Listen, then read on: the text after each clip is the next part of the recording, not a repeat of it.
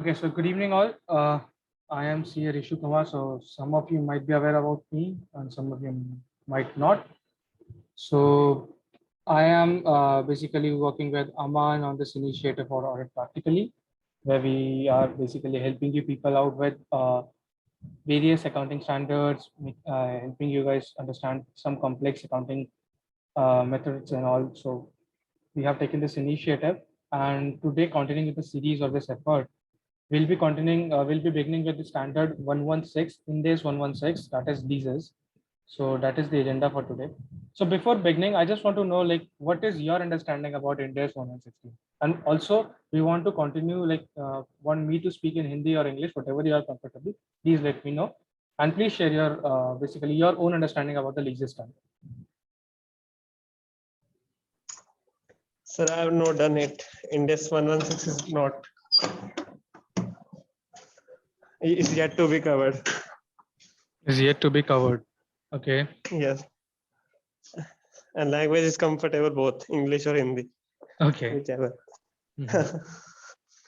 Anyone else like who has worked on Ind AS 116 anywhere at any of your client?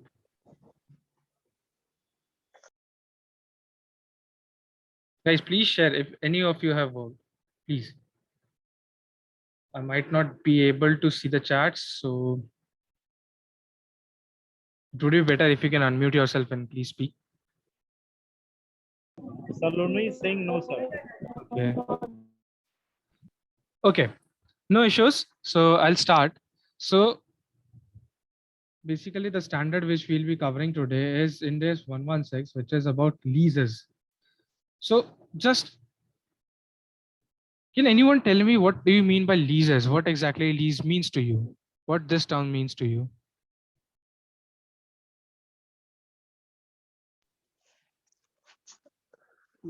Means property मतलब कि further party को आगे मतलब rent पे मतलब lease rent पे transfer करना for the use of like 11 months or like pay for some period. Why 11th month you said? कहीं देखा है या कुछ ऐसा? मतलब थोड़ा इनकम टैक्स में मतलब वो वहां पे पड़ा था कि शायद ओनरशिप का फिर इशू आता है 11 मंथ्स फिर उसके एक्सटेंड करने के बाद फिर ये तो ये प्रॉब्ली आपने जो देखा है पर्सनल लेवल पे जो रेंटल एग्रीमेंट सेंटर होता है उसके रिगार्डिंग आप बोल रहे हैं, करेक्ट? यस हाँ yes.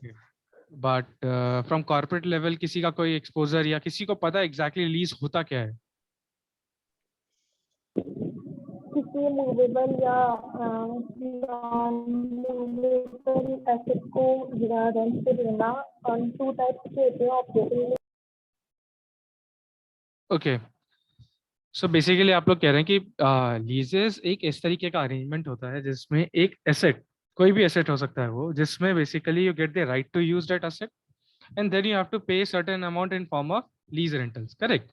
So this is the whole concept of lease, where instead of buying that asset, instead of purchasing the asset, what you do is you take the asset on lease.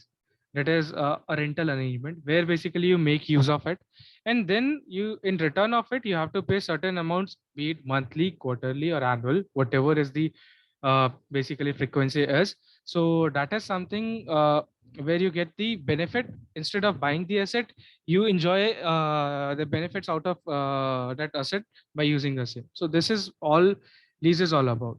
So obviously we know कि हर corporates में and all across various organizations, you must have seen कि different types of leases or lease contracts are entered, be it office rental space, be it any vehicle, be it any asset in terms of like capital, this computers and all. So there are multiple leases or multiple nature of leases which are being entered all across different companies. Okay, so definitely to ensure that there's a uniformity all across all the companies in the in relation to the accounting of leases, the standard setting boards always comes out with basically a standard where they figure out or basically scope out the things as to how your accounting will be done for leases, and so that the uniformity is maintained all across the company, all across industries, various companies.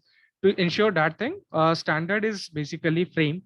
And in Indian scenario, we have Ind AS 116, that is leases. It has been recently introduced like 2 years back itself. So earlier there was India 17 in the again the same leases thing, but in 2019 some amendments happened, and accordingly we have a new standard in place, that is India's 116.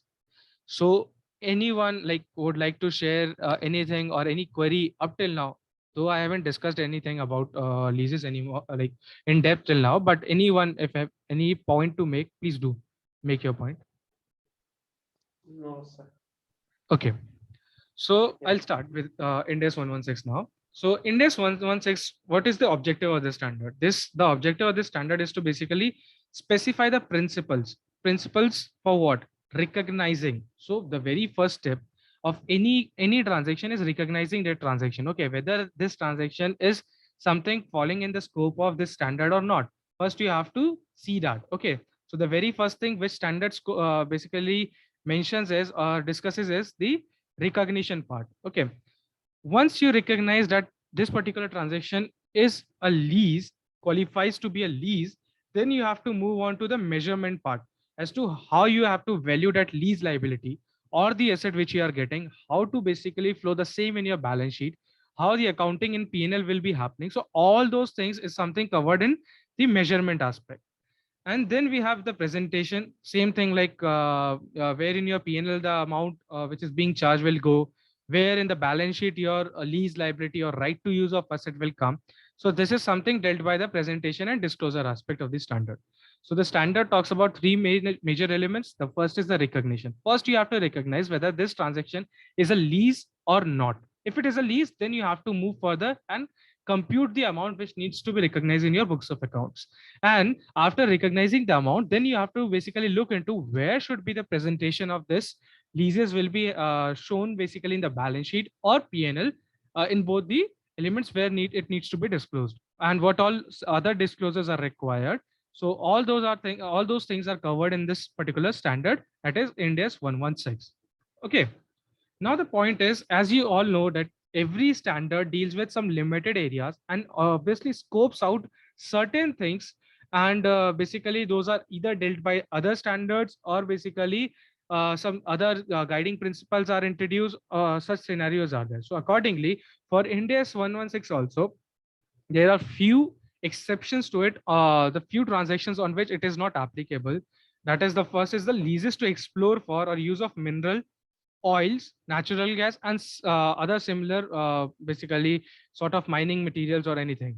So wherever such transaction is happening, where a particular, say for example, you must have heard about coal scam, correct? So coal scam. What was the coal scam? Can anyone tell me like what was the Colgate scam?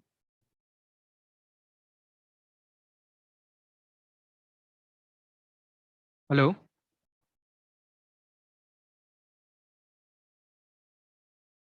Okay, no issues. So I'll tell you guys what happens is government gives certain blocks to various companies who bid for them. Okay. Now, basically, what happens when you are bidding for them, you are getting those blocks in for a lease of say 100 years or 20 years, 30 years, whatever the period is. So those are also leases, but that is not covered by India's 116. That is separately dealt, or there is a separate guidance note on the same, and there is another standard exploration related. So that is where the accounting for the same is dealt with. Then we have leases of biological asset. It is dealt by another standard. Intellectual property licenses. It is also dealt by another standard. Service concession arrangement. Again, there's a guidance related to this. Rights under licensing agreement. So basically, these are the nature of transaction which are scoped out. So this is just for the information perspective. This has nothing to do with what we are about to learn. So hopefully I can start with like upcoming slides. Anyone having any doubt or anything or any query you want to put up? All clear. Okay, good.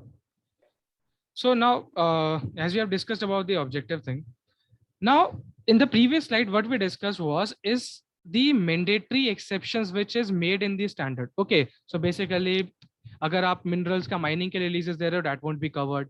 अगर आप intellectual property rights का बात कर रहे हो, that won't be covered.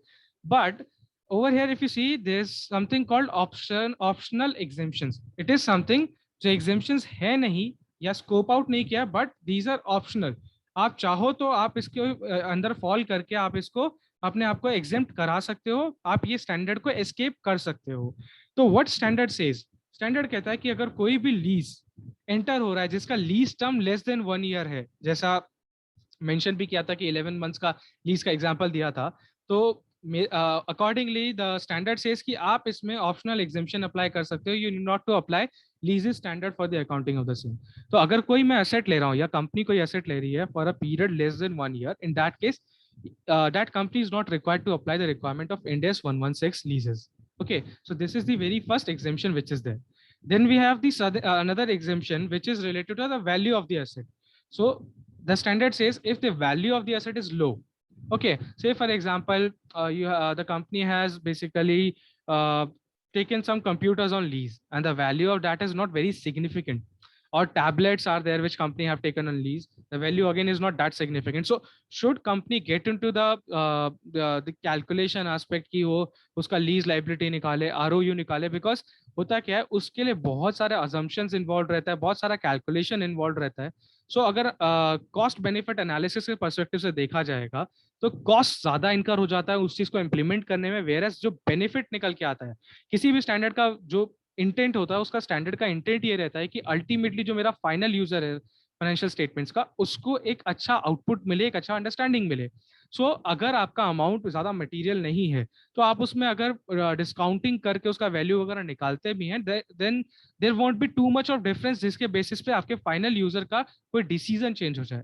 तो ये basically standard setting board ने इस पे पूरा डेलिब्रेशंस किया था कि हमें कुछ ट्रांजेक्शंस को तो ऑप्शनल एग्जेम्पशन में देना पड़ेगा, because there is a cost incurrence required. जब भी कभी आप इस तरीके का कैलकुलेशन देखते हैं लीजेस का, तो ऑब्वियसली उसमें बहुत टाइम्स एंड एफर्ट लगता है.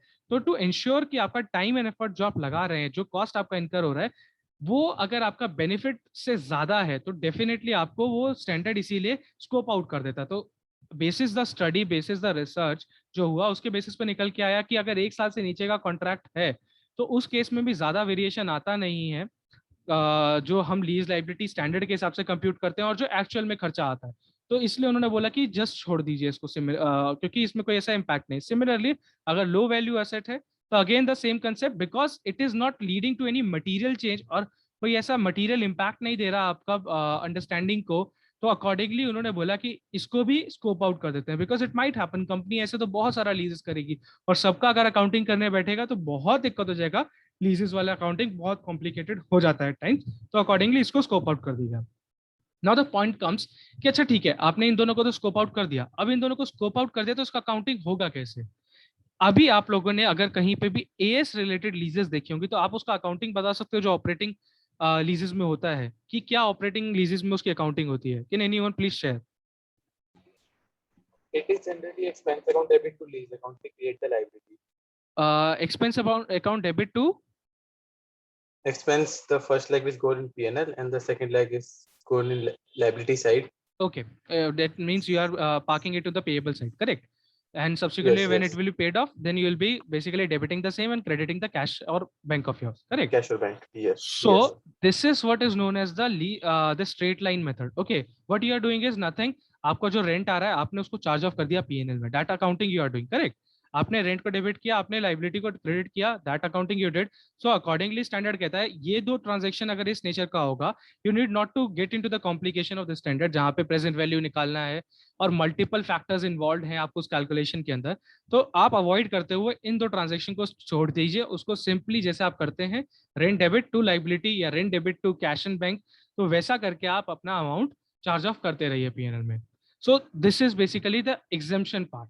जो हमने प्रीवियस स्लाइड में देखा था वो स्कोप आउट था, वो एक्सेप्शंस थे, उसमें एप्लीकेबल ही नहीं होगा.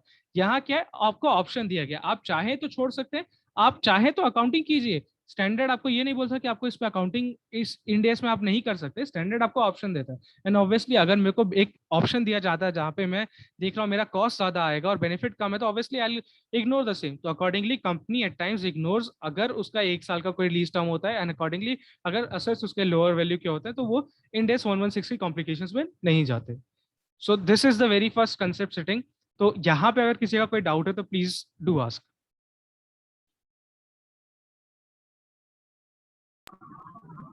तो अगर हम ऑप्शनल एग्जाम्पशन में एएस फॉलो नहीं करेंगे तो हमें एएस फॉलो करना पड़ेगा. क्या बोल रहे हैं आप, एक बार फिर से बोलेंगे? आप अगर ऑप्शनल एग्जाम्पशन में ऑप्शनल एग्जाम्पशन में इंड एएस फॉलो नहीं करेंगे तो एएस फॉलो करना पड़ेगा। नहीं, बेसिकली आप है इंडियस में, ये आप आपने जब अगर अगर अगर कोई कंपनी मेरा Right. इंडियस, सुनिए, अगर if my company is operating in Indians, मतलब उस पर इंडियस अगर एप्लीकेबल हो रहे हैं तो वो एएस वाले रूट पे तो नहीं जा सकता। आई जस्ट टोल्ड, मैं इसलिए आप लोगों को एएस वाले एग्जांपल पे लेके गया क्योंकि आप लोगों ने उसकी अकाउंटिंग देखी होगी, हो सकता है इंडियस 116 की अकाउंटिंग बहुत लोगों ने नहीं देखी होगी। जस्ट टू कोरिलेट, उसमें बेसिकली आपको ये होता है कि आपका एक्सपेंस डेबिट हो जाता है और लाइबिलिटी क्रेडिट हो जाता है, कैश एंड बैंक क्रेडिट हो जाता है। सिमिलरली यहाँ पे भी स्टैंडर्ड वही अकाउंटिंग ट्रीटमेंट बोलता है। स्टैंडर्ड ये नहीं बोल रहा कि आप एएस की अकाउंटिंग कीजिए, स्टैंडर्ड बोलता है आप स्ट्रेट लाइन बेसिस पे अपना जो आपका रेंटल है उसको चार्ज ऑफ करते जाइए। स्टैंडर्ड ने ये मेंशन नहीं किया कि आप एएस में जाएंगे। मैंने वो एग्जांपल इसलिए दिया क्योंकि आप लोगों ने वो अकाउंटिंग देखी होगी, you can correlate. Okay, accounting उस तरीके से होगी, बट ये नहीं कह रहा हूं मैं कि आपको एएस का तरीका या एएस एप्लीकेबल करना है। आपको वो तरीका यहाँ पे लिख दिया गया है, मैं जस्ट एग्जांपल शेयर करने के लिए आपको एएस वाला पॉइंट रखा था। ओके ओके, किसी और का कोई डाउट?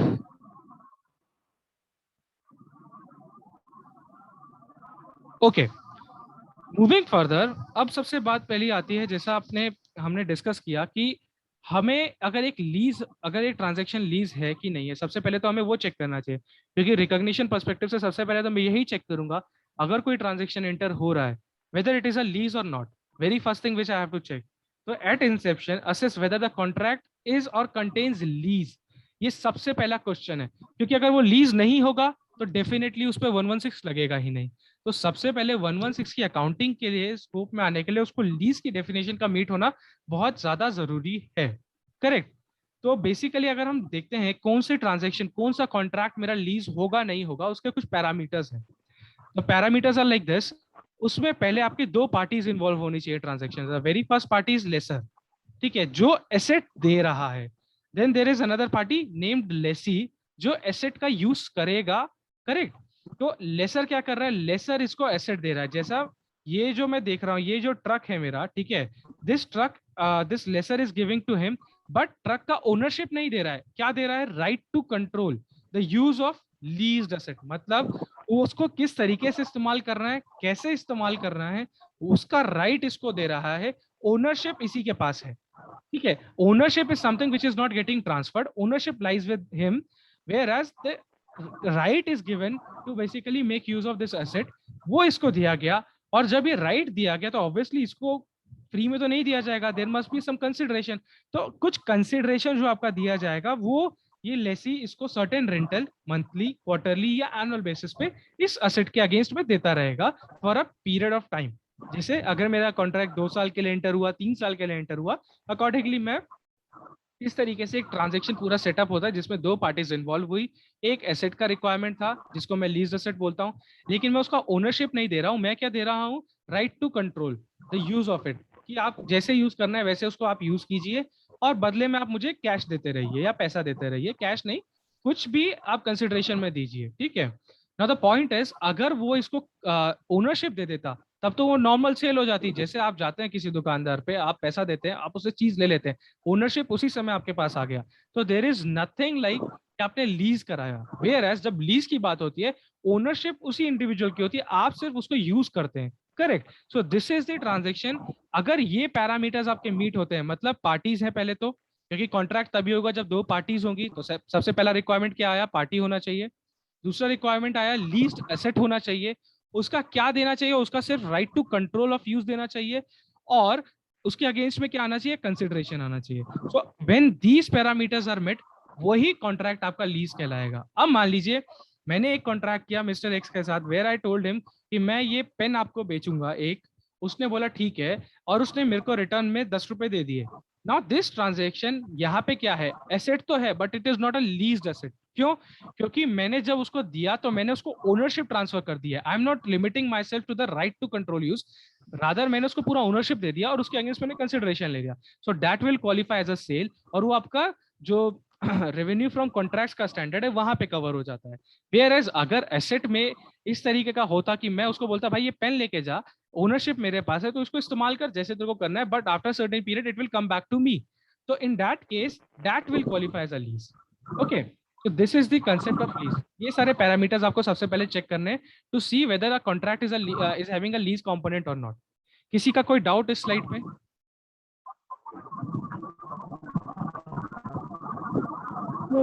No, sir.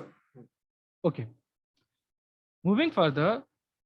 जब हमने पहले ये असेस किया कि पहले मेरा उस कॉन्ट्रैक्ट में लीज था कि नहीं था. अगर लीज है then only I will move further, otherwise मैं वही निकाल दूंगा कि नहीं इस पे इंडेक्स 116 अप्लाई नहीं होगा, इसको निकाल दो यहाँ से. जैसा मैंने अभी पेन के एग्जांपल में जब बोला, तो पेन जब मैंने उसको बेचा तो वो 116 में क्वालिफाई नहीं हुआ, उसके लिए अलग से दूसरा स्टैंडर्ड है रेवेन्यू फ्रॉम कॉन्ट्रैक्ट्स, वहां पे जाके ट्रांसफर हो गया. वेयरएज यहाँ आपका अगर वो लीज वाला पैरामीटर मीट करता तो मैं नेक्स्ट स्टेप पे मूव करता, जो कि हम यहाँ पे अब डिस्कस कर रहे हैं. ठीक है. सो लीजेस बेसिकली अभी हम आज जो डिस्कस कर रहे हैं, that I am limiting myself to the accounting by lessee only. Lessee कौन था? Who was Lesi?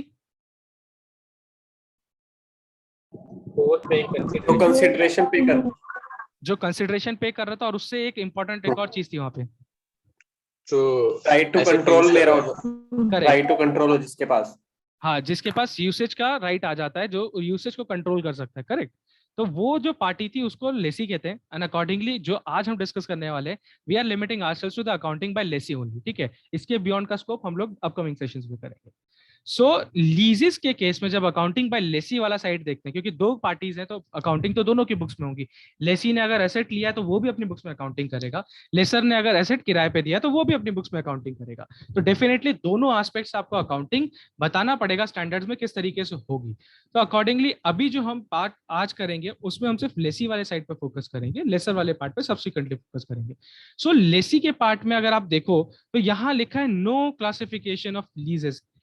किसी को कोई भी आइडिया है कि ऐसा क्यों लिखा है यहाँ पे कि no classification of leases in case of Lesi?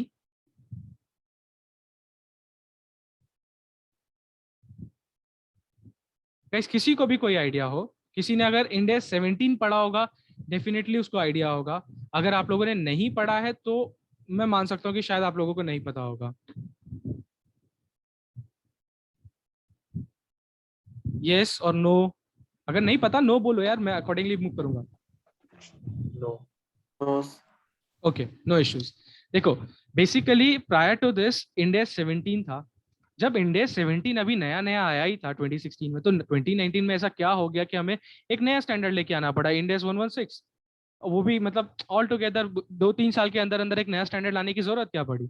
जरूरत ये पड़ी थी कि उसमें कुछ कुछ चेंजेस किए गए थे. One of the major change was, पहले आप लोगों ने अगर आईपीसीसी में जो अकाउंटिंग पढ़ी होगी उसमें आपने पढ़ा होगा या एफएम में भी पढ़ा होगा कि लीजेस दो टाइप की होती है. One is operating lease, the other one is the financing lease. Correct. ये तो पढ़ा होगा आप लोगों ने. yes. यस. सो बेसिकली जब हमने ये पढ़ा हुआ है कि ऑपरेटिंग लीज होती है, फाइनेंसिंग लीज होती है, तो हुआ क्या था इंड एस 17 में दोनों की अकाउंटिंग अलग अलग तरीके से होती थी. ठीक है. ऑपरेटिंग की अलग होती थी और फाइनेंसिंग की अलग होती थी. वेयर एज जब अभी 2019 में ये स्टैंडर्ड लाया गया, उस टाइम पे बोला गया एक काम करते हैं, हम लोग अकाउंटिंग दोनों की एक तरीके से करेंगे. ठीक है. अकाउंटिंग दोनों की अलग अलग तरीके से नहीं होगी. अर्लियर इंड एस 17 वाले एरा में उस टाइम पे अकाउंटिंग दोनों की डिफरेंट तरीके से होती थी. वेयरएज एज ऑन डेट अभी जो स्टैंडर्ड मेरा इमरजेंस में है या कंटिन्यूएशन में है, उसमें अगर आप बात करेंगे सिर्फ एक ही तरीके से अकाउंटिंग होती है. डजंट मैटर वो ऑपरेटिंग लीज है कि फाइनेंसिंग लीज है. इसीलिए यहाँ पे लिखा है no classification of leases. Okay. Concept समझ में आया कि यहाँ ये लिखा क्यों गया? इसका लिखने का रीजन ये था कि अर्लियर इंडिया 17 में there was classification, operating lease का अलग होता था, फाइनेंसिंग लीज का अलग होता था. वेयर एज आज की डेट में एक ही तरीके से दोनों की अकाउंटिंग होती है. एक तो ये रीजन है. दूसरा रीजन है, मैंने अभी आप लोगों को बोला कि today I will be discussing only about the accounting by lessee, not the lessor part. तो स्टैंडर्ड ने क्या किया है ना, स्टैंडर्ड ने लेसर वाले में फाइनेंसिंग को और ऑपरेटिंग लीज की अकाउंटिंग दोनों अलग तरीके से चलाई है. ठीक है. मतलब there are two different methods to account for that financing lease and operating lease. इसीलिए यहाँ पे अगेन ये हाईलाइट करना जरूरी हो जाता है, क्योंकि एक ही स्टैंडर्ड में जब मैं लेसी के पर्सपेक्टिव से देखता हूँ, आप बोलते हो नहीं नहीं हम दोनों की अकाउंटिंग एक हिसाब से करेंगे. जब आप लेसर वाली साइड पे जाते हो आप बोलते हो नहीं नहीं ऑपरेटिंग की अलग करेंगे और फाइनेंसिंग की अलग तरीके से करेंगे. दैट इज वाई ये हाईलाइट करना बहुत जरूरी हो जाता है कि in case of accounting by lessee यहाँ पे कोई क्लासिफिकेशन नहीं है ऑफ लीजेस. चाहे ऑपरेटिंग हो चाहे फाइनेंसिंग हो, अकाउंटिंग एक तरीके से होगी। सो ये एक बहुत पॉजिटिव स्टेप कह लो आप लोग, क्योंकि फ्रॉम स्टूडेंट्स पर्सपेक्टिव अच्छा ये हो गया कि मेरे सिलेबस में अब मेरे को अलग अलग अकाउंटिंग नहीं पढ़ना पड़ेगा, बिकॉज ऑब्वियसली इसका अकाउंटिंग पढ़ो, उसका अकाउंटिंग पढ़ो, फिर लेसर का 2 तरीके का अकाउंटिंग पढ़ो, 4 तरीके की अकाउंटिंग हो गई। ठीक है, एज ऑफ नाउ क्या होगा, चलो लेसी वाला साइड तो स्ट्रीमलाइन हो गया, एक ही तरीके की अकाउंटिंग है चाहे कुछ भी हो। तो that is the reason.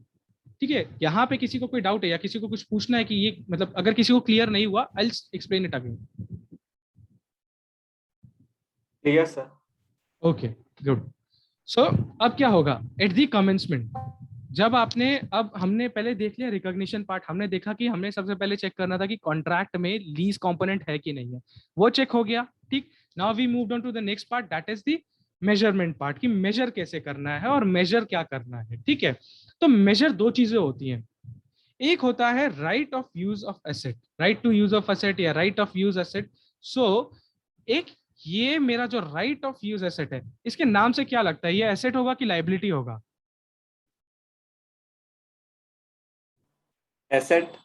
Asset, because वहां एसेट लिखा है इसलिए बोल रहे हो या कोई और रीजन है इसके? नहीं नहीं, हम उसका हमारे पे कंट्रोल है, हमारे पास उसके पास यूज करने का। एंड एक तो कंट्रोल है, और कंट्रोल किस वर्ड से रिफ्लेक्ट कर रहा है, राइट से। जहां राइट Right लिखा से। होता है ये आपका हक है, correct. So right is your Yes. Asset, okay, where is your obligation is your liability, correct guys. तो आप अगर वर्ड को ही देखोगे तो वर्ड अपने आप में वो क्लासिफिकेशन दे रहा है कि आपको ये एसेट है कि लाइबिलिटी है। ठीक है, so everything which is written ना, उसके पीछे लॉजिक है, इट इज नॉट कि किसी ने आके कुछ भी लिख दिया। ओके, सो ये जो दिखा रहा है वर्ड हमको राइट ऑफ यूज, हमने ये क्यों नहीं बोला कि भाई अगर से फॉर एग्जाम्पल मैंने अगर कंप्यूटर रेंटल पे लिया था, तो मैं अपनी बुक्स में डायरेक्टली कंप्यूटर के नाम से उसको कैपिटलाइज क्यों नहीं कर रहा हूँ? Why I am using this word right of use, उसके मतलब एज अ प्रीफिक्स मैं उसको आगे क्यों लगा रहा हूँ कि right of use of computer, मैं क्यों उसको कंप्यूटर नहीं बोल रहा हूँ? Because I haven't bought it, ownership मेरे पास नहीं आया। ओनरशिप स्टिल किसके पास लाई करता है? दी लेसर। Okay, Lesser. अकॉर्डिंगली मैं अपनी बुक्स में उसको कंप्यूटर वाली कैटेगरी में जाके मैप नहीं कर सकता। अगर मैंने बाय किया होता तो can anyone tell me in which standard that should have been dealt with? कौन सा स्टैंडर्ड उसके लिए Revenue. एप्लीकेबल? पीपीई वो इंडिया हाँ, 16। Correct correct. अगर मैंने उसको बाय आउट किया होता तो ओनरशिप मेरे पास आती है और अकॉर्डिंगली इंडिया 16 में चला जाता। सो गाइस देख लो, थोड़ा सा ट्विस्ट आया है, कंप्यूटर दोनों केस में आपके टेबल पे पहुंचा है, ठीक है, बट एक में आपने लीज अरेंजमेंट कर लिया, एक में आपने बाइंग अरेंजमेंट कर लिया। जैसे ही बाइंग किया, दूसरा स्टैंडर्ड हाथ खड़ा करके बैठ गया, भाई मेरे पास आ जाओ अकाउंटिंग के लिए। जब आपने लीज कराया तो दूसरा 116 आ गया, नहीं भाई मैं अकाउंटिंग करूंगा, पीपी तू जाके आराम से बैठ। Correct, so this is what the reason is, आप थोड़ा सा एलिमेंट में चेंज होगा, एसेट अल्टीमेटली वही आ रहा है, कंप्यूटर आप वही यूज कर रहे हैं, बट द पॉइंट इज कि वो जिस वे से ट्रांजैक्शन को एंटर किया गया है उसमें थोड़े एलिमेंट्स अगर आप देखेंगे तो चेंज है, and accordingly standard all together change हो जाता है, और अकाउंटिंग तो ड्रास्टिकली चेंज हो जाएगी, अभी देखना आप लोग। ठीक है, तो right of use of asset कैसे निकलता है? The very first element is the amount for lease liability. Amount for lease liability एक ऐसा चीज है, आप लोगों ने एफएम पढ़ लिया है, करेक्ट, और जिन्होंने एसएफएम पढ़ लिया फाइनल में उन लोगों के लिए और इजी हो जाएगा, बट जिन्होंने एफएम पढ़ा हुआ है, आप लोगों ने एक कंसेप्ट पढ़ा होगा जब आप कंप्यूट करते थे NPV, net present value, correct. So most of you जिसको लगता होगा कि क्वेश्चन बहुत लेंदी रहता था और बहुत कॉम्प्लिकेटेड रहता था, कभी जाके टर्मिनल वैल्यू किसी ईयर में बैठ रहा है, कभी आउटफ्लो किसी ईयर में जाके बैठ रहा है, इनफ्लो किसी ईयर में है, एंड इट्स वेरी डिफिकल्ट, उसमें डिस्काउंटिंग फैक्टर लगाओ, दिस दैट, बहुत कुछ उस कैलकुलेशन में देखना पड़ता था, correct. So it was a bit complicated thing. मतलब जब हम आईपीसीसी में उसको करते हैं अपना वो चार्ट पूरा बना बना के, या फाइनल में भी जब हम एसएफएम में करते हैं तो पूरा टेबल्स बनाना पड़ता है, और कहीं एक एरर हुआ तो पूरा क्वेश्चन गलत हो जाता है, करेक्ट। तो वो जो मेथड होता है ना कंप्यूटेशन का, जो प्रेजेंट वैल्यू आप निकालते हैं, सिमिलर लाइंस पे आपका लीज लाइबिलिटी निकलता है। अब द पॉइंट इज कि इसका एनपीवी से लेना देना क्या है, लीज लाइबिलिटी का एनपीवी से लेना देना क्या है? कोई आइडिया है आप लोगों को कि मैं उस कंसेप्ट के साथ इसका रिलेट क्यों कर रहा हूँ? क्योंकि हम जैसे लीज लाइबिलिटी जो हमें अमाउंट कंसिडरेशन पे करनी होगी, हम फ्यूचर में जाके इंस्टॉलमेंट्स में पे करेंगे उसको, तो उसकी हम जैसे फ्यूचर में पे करेंगे तो उसकी हम करंट में फिर प्रेजेंट वैल्यू कंसीडर करेंगे ना, फिर उसके लिए हम। बिल्कुल करेक्ट। सो बेसिकली आपकी जो बैलेंस शीट है वो आज की पोजीशन दिखानी चाहिए, करेक्ट। अगर आप अपनी बैलेंस शीट में फ्यूचर में होने वाली पेमेंट को, जो 100 रुपए आप फ्यूचर में देंगे, उसके बाद 100 रुपए ही लाइबिलिटी दिखा देंगे, तो आपकी balance sheet true and fair picture नहीं दे रही है, करेक्ट। आपको उस 100 रुपए को डिस्काउंट करके पुल करके खींच के लाना पड़ेगा। हो सकता है वो आपकी 90 रुपीज पे आ जाए और अकॉर्डिंगली आपको बैलेंस शीट में 90 रुपीज पे दिखाना पड़ेगा। समझ में आ रहा है लोगों को? मतलब इट शुड नॉट बी कि आप लोग कंफ्यूज हो रहे हो। मैं कह रहा हूँ अगर ईयर 1 पे से फॉर एग्जांपल मतलब मैं यहाँ पोजीशन पे हूँ, मेरा 100 रुपीज यहाँ पे आना जाना है या आना है, और मैं 0th पोजीशन पे अगर अपना बैलेंस शीट बना रहा हूँ, तो मेरे को उसको 100 ना शो करके उसका डिस्काउंट वैल्यू शो करना पड़ेगा। करेक्ट ना? तो यही हम एनपीवी में पढ़ते थे कि भाई जो फ्यूचर में कैश इनफ्लोज आएंगे उसको पुल करके हम लाते थे और present value of cash outflow से कंपेयर करते थे और एनपीवी निकाल देते थे। अभी मैं क्या कर रहा हूँ, उसका सिर्फ एक पार्ट यूज करूंगा। क्या पार्ट यूज करूंगा? जो आपने प्रेजेंट वैल्यू निकालने का मेथड सीखा था ना, फ्यूचर वाली वैल्यूज का, उस मेथड को यूज करते हुए आप जो फ्यूचर में रेंट पे करेंगे आप उसको पुल करके आज की वैल्यू निकालिए। वो आपका कहलाएगा lease liability. I am keeping it simple. Lease liability का अगर आप देखोगे तो यहाँ पे अपने आप में 5 या 6 5 एलिमेंट्स आ जाते हैं। But just for simple understanding कि एग्जैक्टली है क्या ये कुछ नहीं है। फ्यूचर में होने वाले पेमेंट का आज की डेट में पुल करके खींच के लेके आओ, और वो यहाँ पे जैसे खींच करके लेके आओगे वो आपका हो जाएगा अमाउंट फॉर लीज लाइबिलिटी। किसी को कोई डाउट है यहाँ पे, या किसी को कुछ रिकॉल ना हो रहा हो एनपीवी वाला कंसेप्ट या कुछ भी, प्लीज बताओ। अकॉर्डिंगली मैं शेयर करता हूँ फिर उसको और इन डेप्थ। क्लियर है? यस हम ओके। तो फर्स्ट एलिमेंट जो हमने देखा, right of use of asset, मतलब मेरा एसेट जो बैलेंस शीट में दिखेगा उसमें पहला अमाउंट हमने देखा कि लीज लाइबिलिटी का अमाउंट आएगा। लीज लाइबिलिटी कैसे निकालेंगे? प्रेजेंट वैल्यू करके निकालेंगे। चलो हमने ये कंप्यूट कर लिया। अभी हमने कंप्यूट किया नहीं, I am just basically giving you a picturisation की होना क्या क्या है। ठीक है।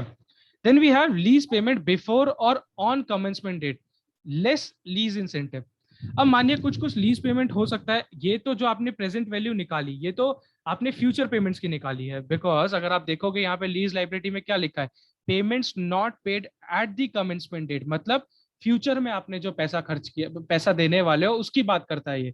लेकिन हो सकता है ना आपने जब लीज, जिस दिन कमेंसमेंट डेट है, जिस दिन आपका कॉन्ट्रैक्ट, जिस दिन वो एसेट आपके पास आ रहा है उस दिन हो सकता है आपने लीज की पेमेंट्स करी हो, तो वो भी तो आपका लीज लाइबिलिटी में पार्ट बनेगा। करेक्ट? तो वो जो चीज है वो आपका यहाँ पे एड ऑन हो जाता है, मतलब एसेट की वैल्यू में एड ऑन हो जाएगा। लाइबिलिटी इसलिए नहीं बनेगा क्योंकि वो आज आपने पे कर दिया, आज आपने एक्सपेंस ऑफ किया, आज ही आपने पे कर दिया। करेक्ट? तो अकॉर्डिंगली वो आपका लाइबिलिटी का पार्ट ना बन के वो आपका लेकिन एसेट का पार्ट बनेगा, बिकॉज वो भी आपने खर्चा किया उस एसेट को पाने के लिए। गाइस यहाँ कोई दिक्कत? ओके। अब बात आती है, अभी तक हमने सिर्फ बात करी हम जो पैसा देने वाले, हो सकता है हमको कुछ लीज इंसेंटिव मिल जाए। मान लो से फॉर एग्जांपल अभी आप जब आपने कोई शोरूम लिया स्टार्टिंग में, ठीक है, से फॉर एग्जांपल अभी वो शोरूम का आपने स्पेस ले लिया, लेकिन आपका शोरूम का इंफ्रा बनने में जो भी आप काउंटर्स बनवाओगे या बहुत लैविश तरीके का जो इंफ्रा उसमें बनाओगे तो उसमें टाइम लगता है। Correct guys? मतलब कोई भी अगर आप एक अच्छा शोरूम आप लेते हो, लेट आउट कराते हो, और उसमें 3-4 महीने आपको लग जाता है अपना पूरा फर्नीचर सेटअप कराने में और स्टोर को पूरा डेवलप करने में। तो अगर मैं, हो सकता है जो जिसने वो स्पेस दिया है वो थोड़ा अच्छा आदमी हो और उसने बोला एक काम करो आपका 3 महीना आपका कंस्ट्रक्शन में लगेगा ना, आपको मैं आपके लीज रेंट में इंसेंटिव दे देता हूँ। ठीक है, मैं आपसे 50,000 रुपए कम कर दूंगा। मतलब अगर मेरा रेंट मेरा 2 लाख रुपए का है, ही सेइंग कि ठीक है 50,000 रुपए उस ड्यूरेशन में नहीं लूंगा जब तक आपका वो कंस्ट्रक्शन चलेगा। तो वो जो एक चीज है वो मेरा लीज इंसेंटिव है, because I am getting that incentive because of that lease जो मैंने उसके साथ एंटर करी है। वो अच्छा आदमी था, उसने देखा कि मेरा रेवेन्यू जनरेशन अभी नहीं हो रहा है, उसने बोला ठीक है I am waiving off 50,000 rupees. So accordingly अगर मैं कुछ पे कर रहा हूँ, जब मैं उसको पकड़ रहा हूँ, तो अगर मेरे को कुछ फायदा मिला है तो उसको नेट ऑफ तो करूंगा ना। अग्री करते हो कि नहीं करते हो? Yes so that is what I am doing over here. जो मेरे को उसने लीज में इंसेंटिव दिया वो मैंने यहाँ पे नेट ऑफ करके अपना कॉस्ट में लेके जा रहा हूँ मैं। ठीक है।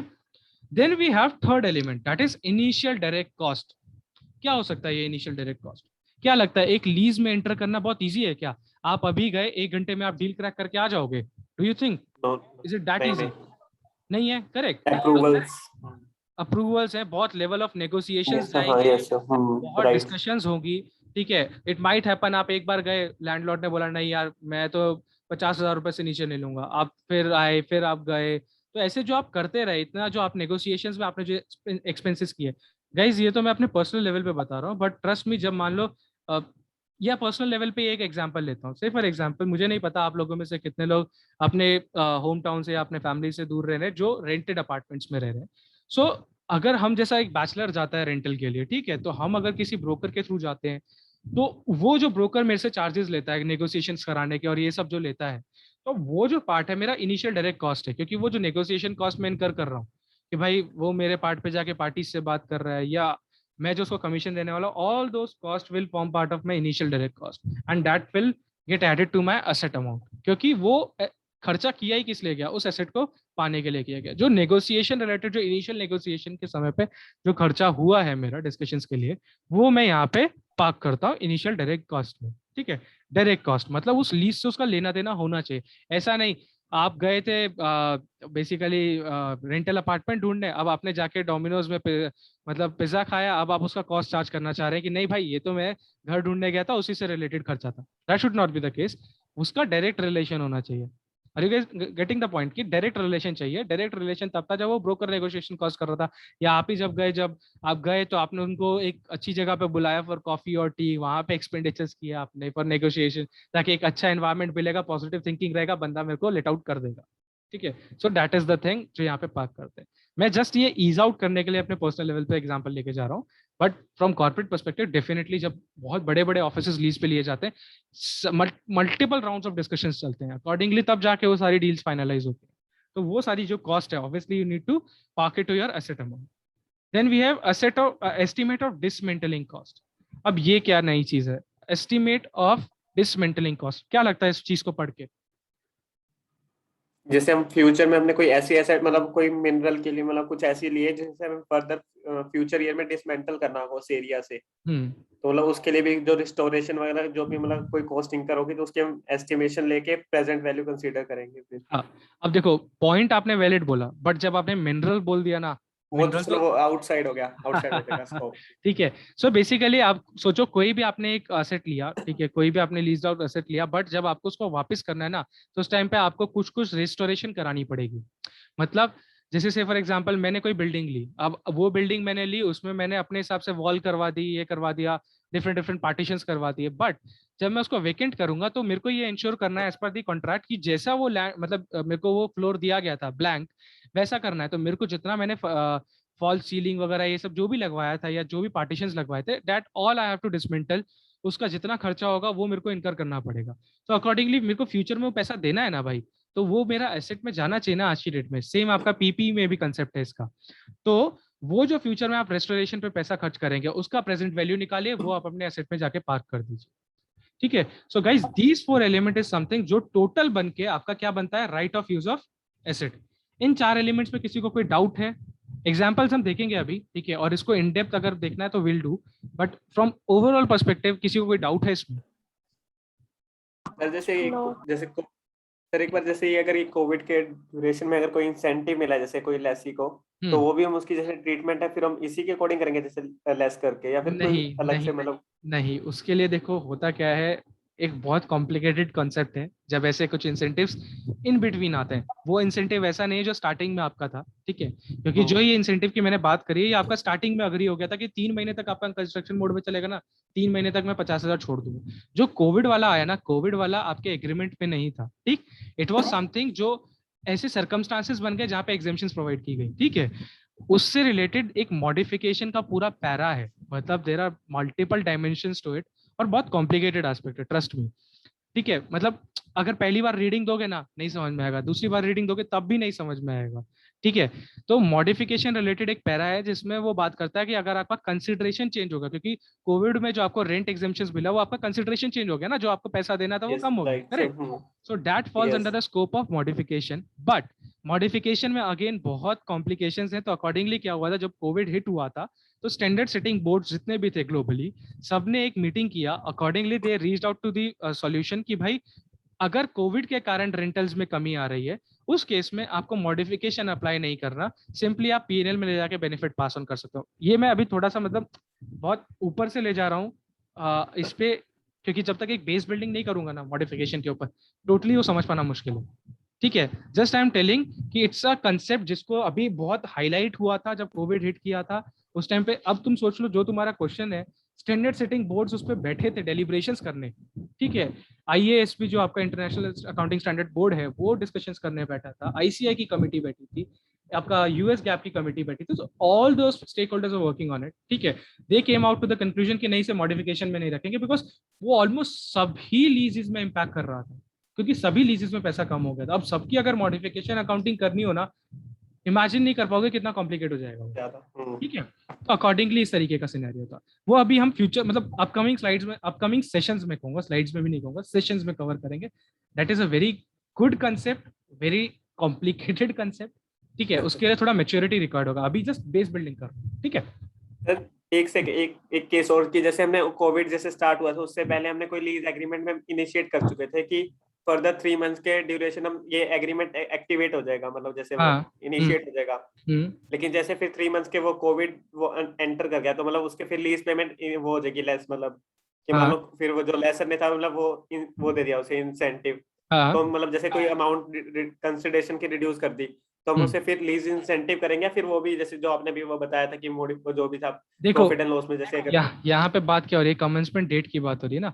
तो कमेंसमेंट डेट अगर आपको देखना पड़ता है, कमेंसमेंट डेट होता है वो एसेट आपके पास कब आ गया, ठीक है। अगर उस डेट तक का होगा तो आप यहाँ पे लोगे, अगर फ्यूचर में आएगा तो ऑब्वियसली वो मॉडिफिकेशन में चला जाएगा, ठीक है। ये कमेंसमेंट डेट पे पार्क होता है। अब आपको देखना पड़ेगा, जो आपने सिनेरियो बताया कि जो 3 महीने बाद स्टार्ट होगा, वो ऐसे 3 महीने बाद अगर मिलना था तो ऑब्वियसली आपका लीज इंसेंटिव में चला जाएगा 3 महीने तक का रेंट, और अगर वो आपका कमेंसमेंट डेट के बाद का है तो वो आपका मॉडिफिकेशन वाला एस्पेक्ट बन जाता है। ओके, गॉट इट, ठीक है। ओके गाइस, किसी और का कोई डाउट यहाँ पे right of use of asset में, इस पूरे कैटेगरी में? देखो मैं खुद बोल रहा हूँ, मैंने ये पूरा अभी इन डेप्थ नहीं बताया, I just introduce you people to this concept, ठीक है। Now moving on to the lease liability. अब क्या हुआ, एक साइड आपने एसेट रिकॉग्नाइज कर लिया, बैलेंस शीट में आपने एक साइड एसेट रिकॉग्नाइज कर लिया, बैलेंस शीट तो एक तरफ से भारी हो गई, करेक्ट। अब उसको मैच करने के लिए कुछ तो चाहिए होगा ना दूसरी साइड पे भी, क्योंकि बैलेंस शीट तो मैच करानी है भाई। तो बैलेंस शीट मैच कराने के लिए जब एसेट बढ़ाया, या तो दूसरा एसेट गिरा दो या लाइबिलिटी बढ़ा लो। तो यहाँ पे क्या होगा, यहाँ लाइबिलिटी बढ़ाई जाएगी, किस नाम से, लीज लाइबिलिटी। और लीज लाइबिलिटी जो अपनी बात हुई थी कैसे कंप्यूट होती है, फ्यूचर में जो रेंट देना है उसका पीवी निकाल लो, उसका पीवी जो होता है तुम्हारा लीज लाइबिलिटी क्वालिफाई कर जाता है, ठीक है।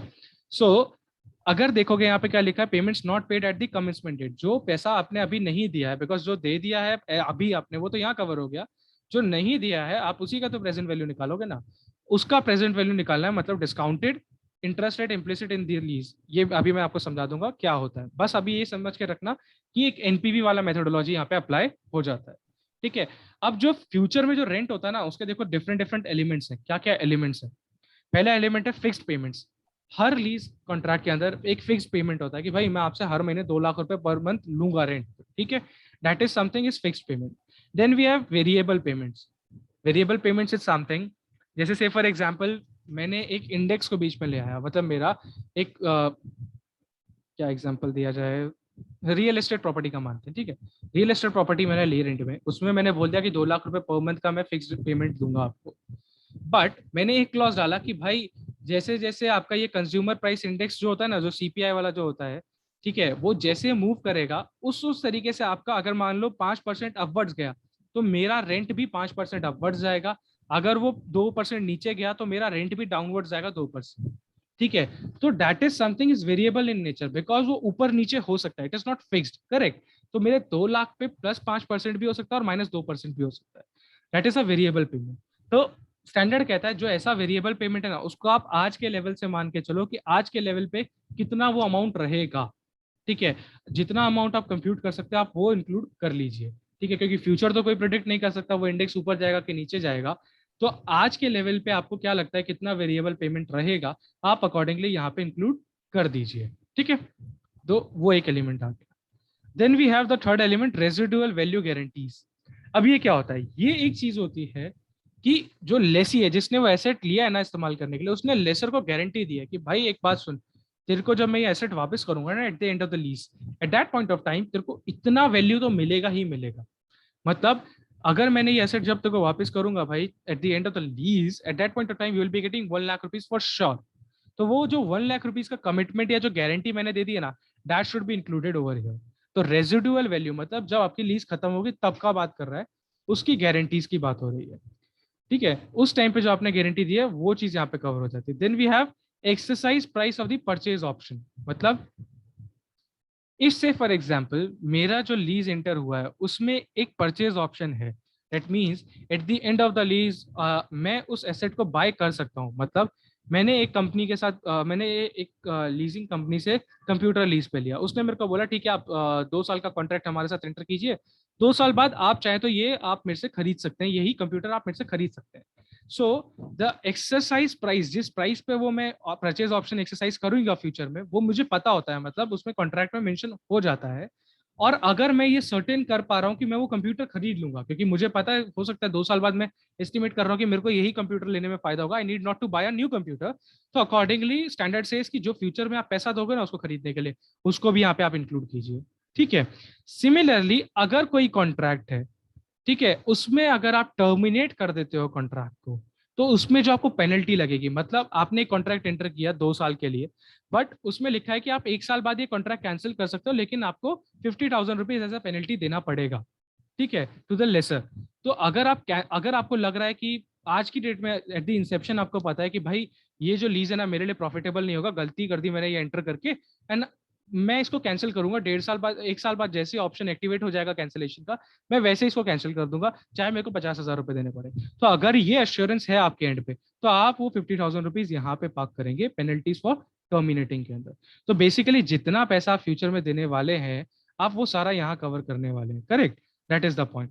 तो ये जो पैसा ये सारा फ्यूचर में जाएगा, अकॉर्डिंगली स्टैंडर्ड कहता है कि इसको आप प्रेजेंट वैल्यू में पुल करके लाइए, उसको आप डिस्काउंट कीजिए। Interest rate implicit in this lease, 1 second,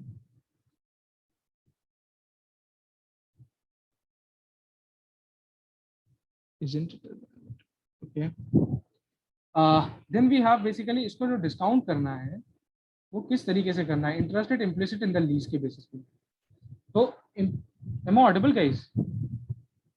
Yes. Okay, I thought session expire हो रहा है क्या? Let नहीं, me नहीं. in case it gets Session Unlimited unlimited are issue. Session unlimited, I think. okay, It will not end. okay, good then what happens is यहाँ पे जो आपने रेंट देखा ये सारा फ्यूचर का पेमेंट्स है, करेक्ट। तो जब इसको पुल करना है तो डिस्काउंट रेट क्या यूज करना है। अब जब हम एनपीवी आईआरआर के क्वेश्चंस करते थे वहां पे तो स्टैंडर्ड क्वेश्चंस में लिखा होता था कि डिस्काउंटिंग रेट 7% है, 10% है, 11% है, तो there you get the input. But practical life में लेके कहाँ से आओगे इस इनपुट को, वो डिस्काउंटिंग रेट क्या यूज करना है। तो स्टैंडर्ड कहता है एक होता है implicit rate. I tell you implicit rate होता क्या है। इम्प्लिसिट क्या हुआ, जो मतलब वो उस ट्रांजेक्शन में मतलब अंदर ही अंदर छुपा हुआ है। इम्प्लिसिट इज दैट समथिंग जो छुपा हुआ है जिसको आप यूज कर सकते हैं।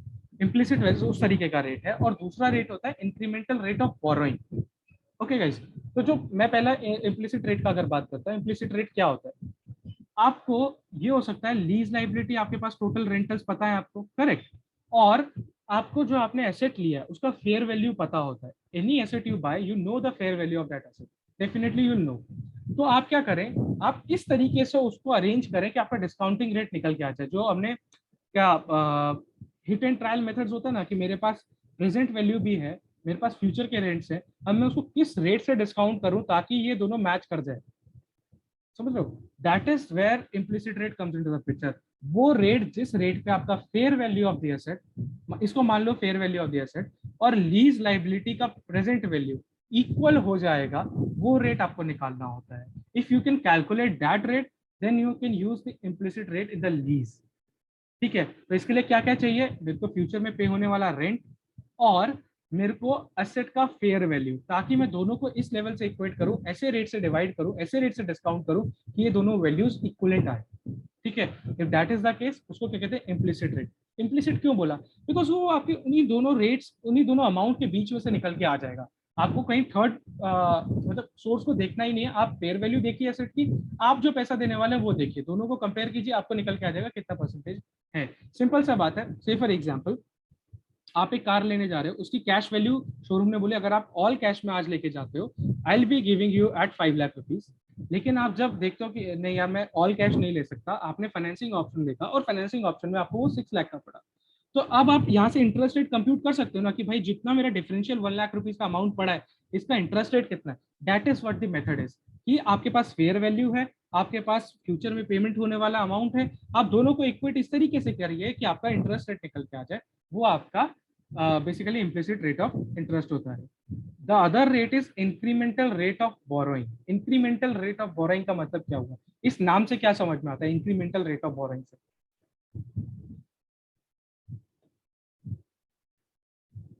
हेलो, यस, क्या समझ में आता है इंक्रीमेंटल रेट ऑफ बोरोइंग? मान लो जैसे हमें कोई, जैसे हमने कोई बोरो करके कोई अमाउंट परचेज की थी, मतलब कोई, मतलब क्या बोरो करके अमाउंट ली थी और उसका जो इंटरेस्ट रेट है वो इंक्रीज हो गया हो।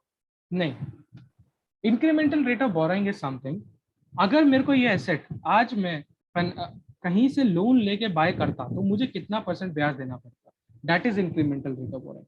मतलब मेरे को कार लेनी है, ठीक है, अब उस कार को लेने के लिए मेरे को कितना ब्याज देना पड़ता, अगर मैं वो कार फाइनेंस में लेने जा रहा हूँ तो मेरे को कितना ब्याज देना पड़ा, that is your incremental rate of borrowing. क्योंकि आपको पता चल गया आपका इंटेंट क्या था, कार लेना, आपने वो कार लेना चाहा, अब आपको फाइनेंसिंग कॉस्ट भी पता चल गया कि अगर मेरे को ये कार फाइनेंस करानी तो मेरे को इतना ब्याज देना पड़ेगा, that is your incremental rate of borrowing. तो first preference is given to implicit rate, जहां पे आपको fair value of that car चाहिए होता है, ठीक है।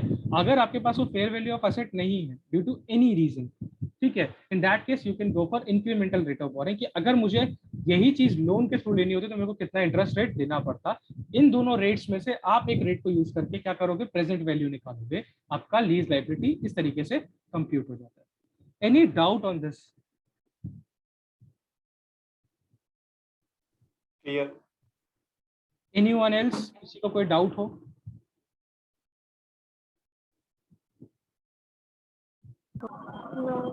Okay, great great.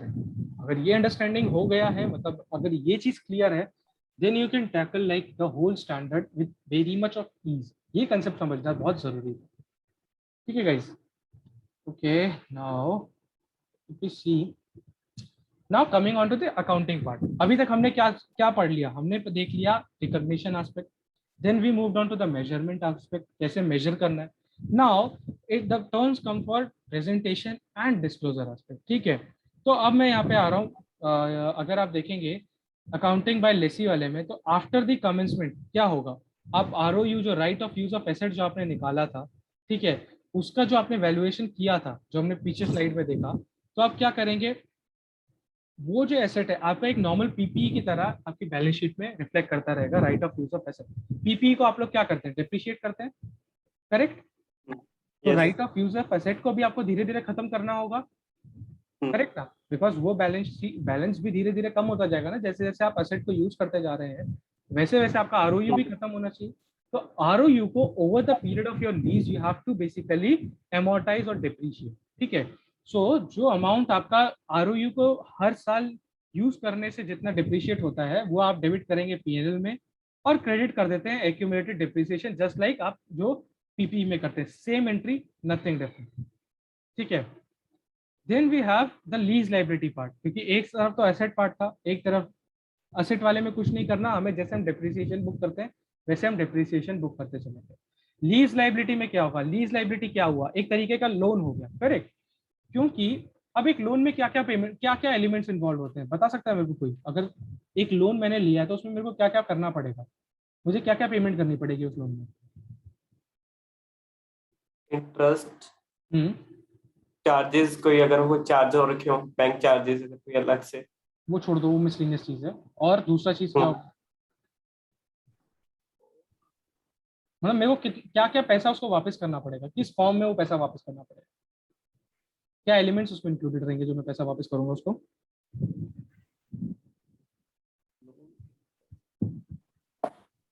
एक लोन में क्या होता है, एक लोन में आपकी प्रिंसिपल की रीपेमेंट होती है और आपकी इंटरेस्ट की पेमेंट होती है, करेक्ट? तो जो लीज लाइबिलिटी है उसी तरीके से चलता है। जो आपका इंटरेस्ट अमाउंट है, क्योंकि आपने क्या किया था, लीज लाइबिलिटी कैसे कंप्यूट करा था, आपने प्रेजेंट वैल्यू निकाला था, करेक्ट? तो वो प्रेजेंट वैल्यू को आपको धीरे धीरे बढ़ाना भी तो पड़ेगा ना, क्योंकि अब आप फ्यूचर में आगे बढ़ते जा रहे हो। आपने 0 से स्टार्ट किया था, आप 1 पे पहुंचे, 2 पे पहुंचे, 3 पे, 4 पे, तो आपको इस अमाउंट को धीरे धीरे बढ़ाना पड़ेगा ना। जो आप 100 रुपए पीछे खींच के 90 पे ले आए थे, उस 90 को आपको धीरे धीरे बढ़ाना पड़ेगा, क्योंकि आपको पेमेंट जब आपको करनी है वो 90 नहीं होगा, वो 90 की जगह पे 100 ही होगा फाइनली पेमेंट। तो उस अमाउंट को आपको धीरे धीरे इंक्रीज करना पड़ेगा, करेक्ट गाइस? तो वो जो इंक्रीज होता है वो आप इंटरेस्ट की फॉर्म में P&L में चार्ज करते जाते हैं, ठीक है। मतलब इसको मैं अभी एक कैलकुलेशन पर्सपेक्टिव से दिखा दूंगा किस तरीके से होता है फॉर ईज।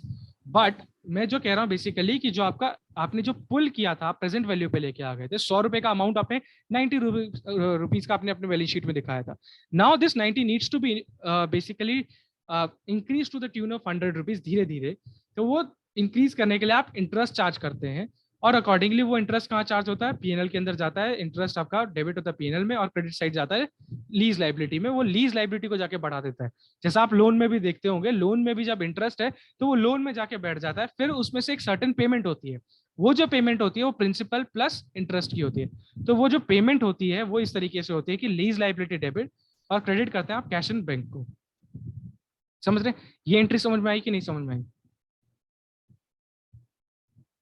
यस. किसी को कोई डाउट, किसी और को?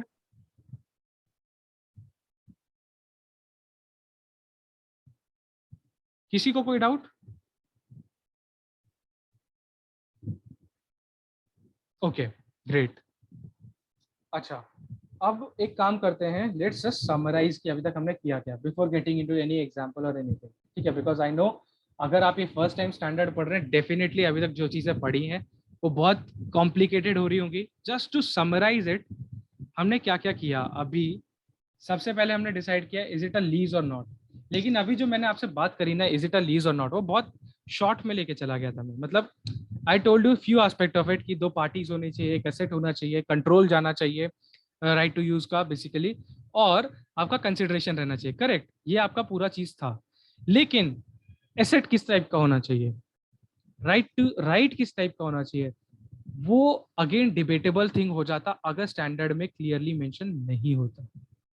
समझ लो आपका ट्रांजैक्शन में क्या क्या रिक्वायर्ड था. अगर आप लोग रिकॉल ना कर पा रहे हो, 1 सेकेंड. आपको क्या चाहिए था? पार्टीज चाहिए थी पहले तो, lessor and lessee. Correct. Then you wanted a leased asset in between, then consideration.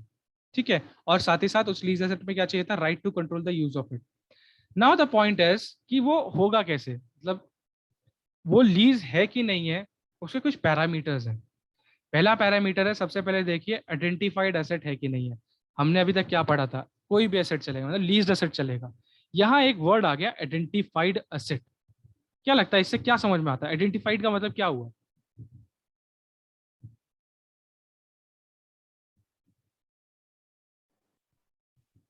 Hello, बताओ क्या लगता है आइडेंटिफाइड का मतलब क्या हुआ? नॉर्मल अब मीनिंग से तो ये इंडिकेट होगा कि मतलब जो स्पेसिफिकली हम उसको अलग से आइडेंटिफाई, मतलब कोई शो कर पाए, मतलब फिजिकली प्रेजेंस हो उसकी. जो आपने फर्स्ट पार्ट बोला था ना वो बहुत सही था कि स्पेसिफिकली आइडेंटिफाइबल हो. ठीक है, इसका रेलेवेंस क्या है? इसका रेलेवेंस एक बहुत ही अच्छा इंटरव्यू के क्वेश्चन से आता है. जस्ट फ्रॉम एग्जाम्पल पर्सपेक्टिव ये समझ में कैसे आएगा. In one of the interviews it was being asked कि there's a company, ठीक है, there's a company which has entered into an agreement with a transportation company. ठीक, तो एक कंपनी है और दूसरा क्या है? ट्रांसपोर्टेशन की कंपनी है. करेक्ट. तो जो कंपनी है उसने ट्रांसपोर्टेशन कंपनी के साथ एक एग्रीमेंट एंटर किया जहां पे ये अग्री हुआ कि ट्रांसपोर्टर कंपनी 10 ट्रक्स आपकी दूसरी कंपनी जिसके साथ कॉन्ट्रैक्ट एंटर हो रहा है उसको सप्लाई करेगी for dispatch of the materials. ठीक है, 10 ट्रक्स डिस्पैच में जाएंगे. नाउ द पॉइंट इज ये ट्रांजैक्शन लीज क्वालिफाई होगी कि नहीं होगी? This was the question in one of the interviews in one of the reputed company. आप लोगों के हिसाब से क्या लगता है? सर एक सेकंड रिपीट करोगे, मेरे में ब्रेक वॉइस होगी थोड़ी सी, वो इशू आ अच्छा, गया. No issues. एक सेकंड. मैं ये कह रहा हूं कि एक कंपनी है, रुको मैं एक बार एक्सेल में आता हूं, 1 मिनट गाइस, वहाँ थोड़ा इजी रहेगा. Let's make it now interactive. ठीक है, अभी तक क्या था, मैं जस्ट बेस बिल्डिंग कर रहा था, टर्मिनोलॉजीज के साथ थोड़ा अवेयरनेस कर रहा था. ठीक है, now there is a company A. ठीक है, then we have transporter. Company A transporter के साथ एक एग्रीमेंट करती है जिसमें ट्रांसपोर्टर ने बेसिकली बोला कि दे विल प्रोवाइड 10 ट्रक्स. ठीक है, टू कंपनी ए. ठीक है, ये एग्रीमेंट हुआ है और इसके अगेंस्ट में क्या मिलेगा? कंसिडरेशन मिलेगा.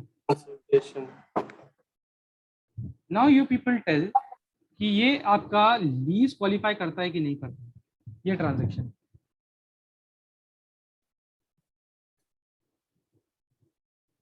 लीज हाँ कर सकते हैं, स्पेसिफिकली आइडेंटिफाई हम ऐसे कर सकते हैं 10 ट्रक्स को। तो मैंने अभी तक एग्रीमेंट में ये चीज बोली नहीं है कि ये 10 ट्रक्स कौन से हैं नहीं है। Have I mentioned this? फिर नहीं हो पाएगा, फिर अगर ये अभी नहीं हुआ कि कौन से हैं फिर नहीं हो पाएगा। मतलब द पॉइंट इज, क्वेश्चन समझ में आया? सबको भी नहीं आया? पहले और दूसरे लोग भी बताओ क्वेश्चन समझ में आया कि नहीं आया? आंसर तो बाद में देखें। Yes. क्वेश्चन समझ में आ गया? Okay. Now the point is कि हमें एक चीज चाहिए थी, आइडेंटिफाइड एसेट का कंसेप्ट आया क्यों? जैसा से फॉर एग्जांपल ये जो ट्रांजैक्शन दिख रही है, ठीक है, इस ट्रांसपोर्टर ने बोला अच्छा ठीक है भाई, आई एग्री, मैं आपको 10 ट्रक दूंगा। ठीक है, आप जब बोलोगे वो 10 ट्रक आपके पास चले जाएंगे। ठीक है, मतलब 10 ट्रक चले जाएंगे, ऐसा इसने टर्म्स बोल दिया। अदर पॉइंट इज, इस कंपनी ए के पास कभी आया ट्रक जिसका नंबर एंडिंग था 1100, दूसरी बार आया कोई 22,000, मतलब नंबर जो लास्ट डिजिट होते हैं, ठीक है, ऐसा कुछ इस नंबर के ट्रक्स आ रहे थे इसमें। अब ये हो क्या रहा है, इस कंपनी ने अपनी कमिटमेंट तो मीट करी है 10 ट्रक देने की, ठीक है ना। द पॉइंट इज वो जो 10 ट्रक आ रहे हैं ना, वो आइडेंटिफाइड एसेट नहीं है, कोई भी रैंडम ट्रक वो दे देता है। कभी वो भेज देता है जिसका 1100 नंबर है, कोई भेज देता है 2000 जिसका 2900 है, तो वो डिफरेंट ट्रक्स भेज रहा है हर बार। ठीक है, तो there is no specific asset और आइडेंटिफाइड एसेट। अकॉर्डिंगली ये जो ट्रांजैक्शन है इस केस में मैं इसको लीज नहीं मानूंगा।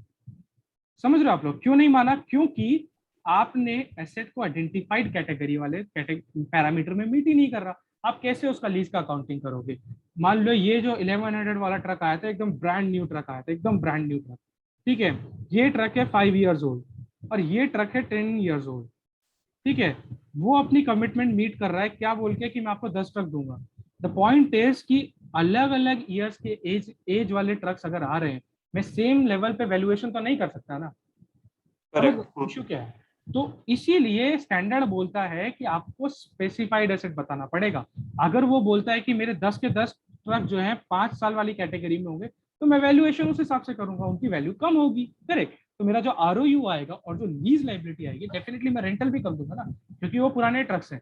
ठीक है, पुराने ट्रक से तो उसका तुम्हारा मेंटेनेंस कॉस्ट वगैरह बढ़ेगा, या तुम्हारा माइलेज कम रहेगा, एफिशिएंसी कम रहेगी, तो all those aspect will be there. So accordingly the standard ask कि नहीं, आपको स्पेसिफिक एसेट बुक करने पड़ेंगे। अगर इसी ट्रांजैक्शन को अब मैं कुछ इस तरीके से बोलता हूँ कि इस ट्रांसपोर्टर ने बोला now I am assuring you कि मेरे जो 10 ट्रक है ना, उनका नंबर कुछ इस तरीके का है 1100, 2000, 340, मतलब any number you think of, I am just random numbers. ठीक है, तो इस तरीके के ये मैंने स्पेसिफाइड आपको ट्रक्स बोल दिया, ये मेरे ट्रक्स आएंगे आपके लिए। ये ट्रक्स मैंने रिजर्व कर दिया, मैं किसी को नहीं दूंगा ये ट्रक्स।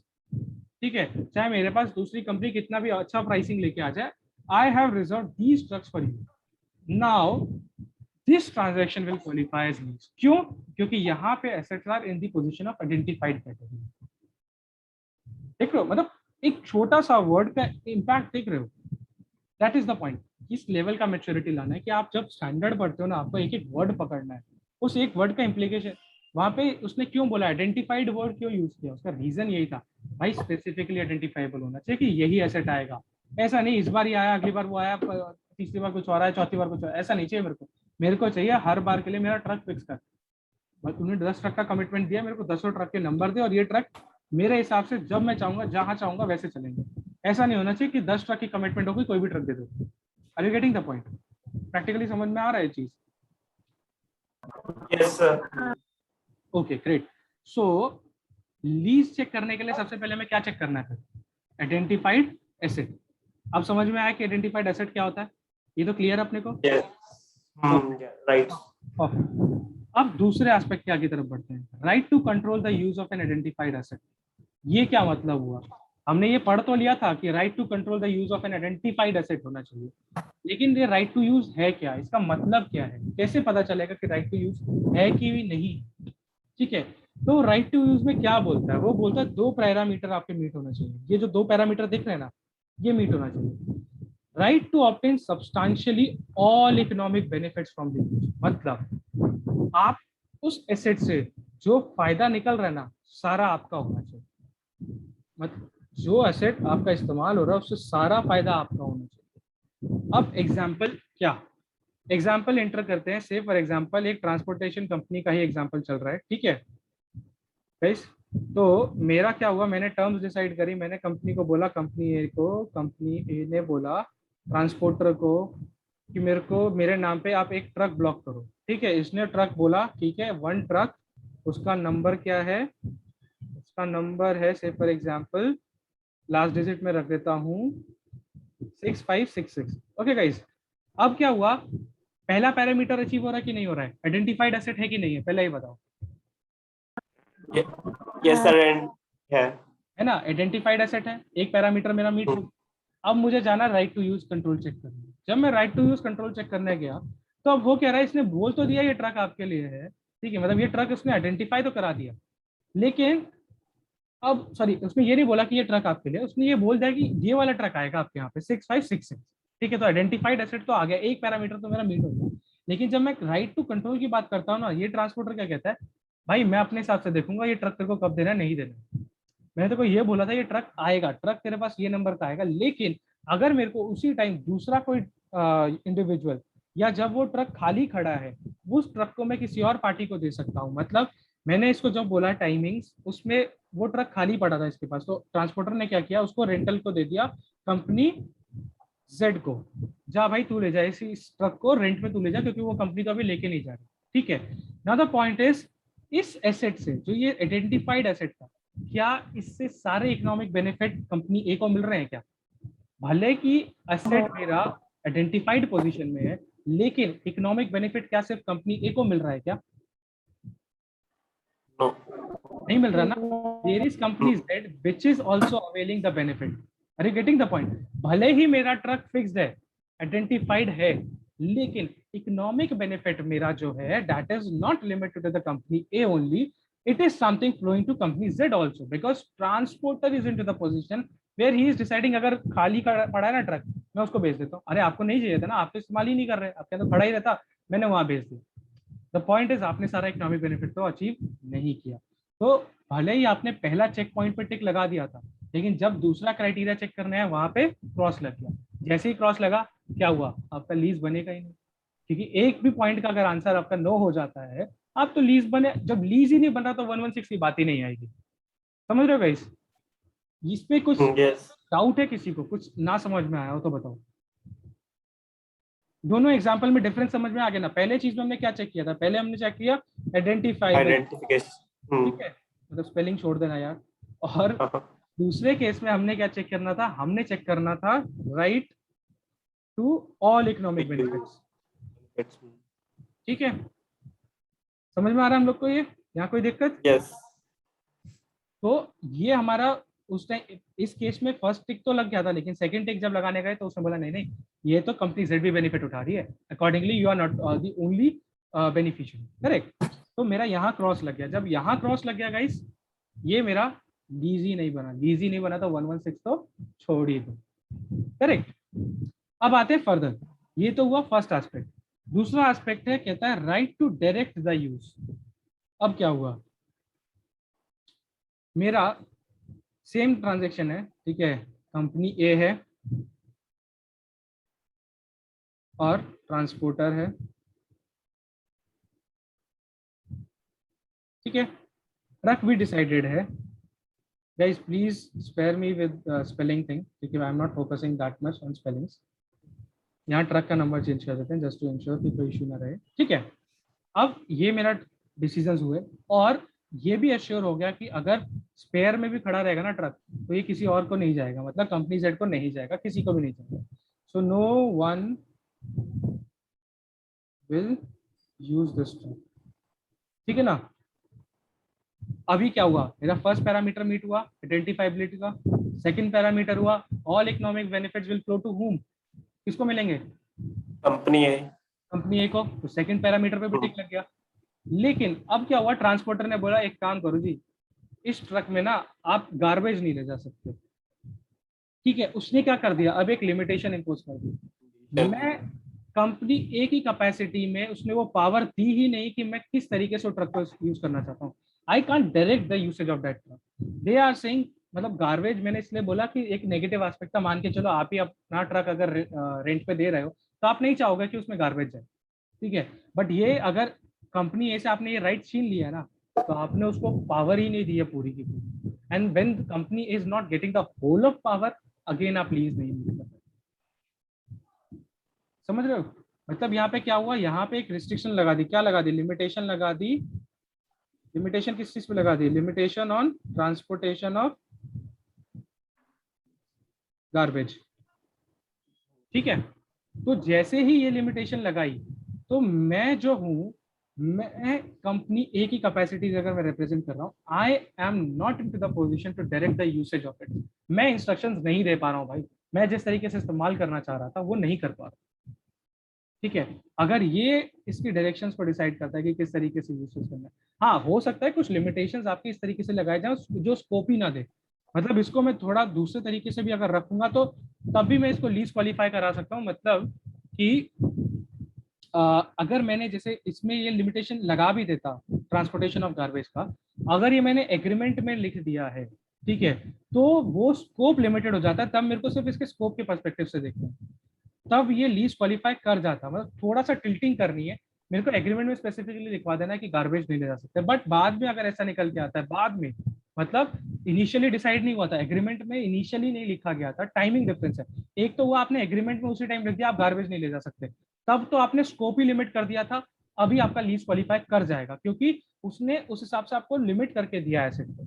वेयर एज अगर आप सब्सिक्वेंटली वो आपको बोलता है नहीं आप ट्रक को गार्बेज वाले के काम में इस्तेमाल नहीं कर सकते, जबकि कॉन्ट्रैक्ट में ऐसा नहीं लिखा गया था, that means you are not here basically getting the full power to direct the usage of it. तो दो टाइमिंग डिफरेंस है। अगर ये मैंने एग्रीमेंट में लिखवा दिया ना ये लाइन, तो कोई दिक्कत नहीं, still it will qualify as a lease. But अगर एग्रीमेंट में नहीं लिखवाया और सब्सिक्वेंटली मैं लिमिटेशंस लगाता हूँ, in that case it won't qualify as a lease, ठीक है। तो द पॉइंट इज भले ही मेरा ये टिक लग गया था, ये टिक लग गया था, लेकिन थर्ड कैटेगरी में जाके मैं ब्लॉक हो गया था। जैसे ही थर्ड में जाके ब्लॉक हुआ, मेरा लीज से स्कोप आउट हो गया। यहाँ पे किसी को कोई डाउट है? No clear. क्लियर है? किसी और को कोई डाउट?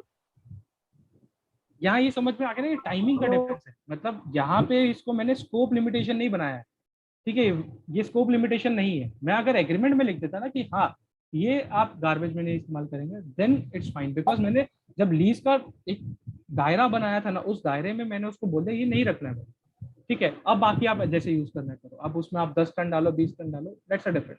बट अगर मैंने लिमिटेशन सब्सिक्वेंटली लगाई है जहाँ पे मैं फुल पावर नहीं दे रहा हूँ, तो definitely in that case it is something जब मैं आपका लीज में क्वालिफाई नहीं करता।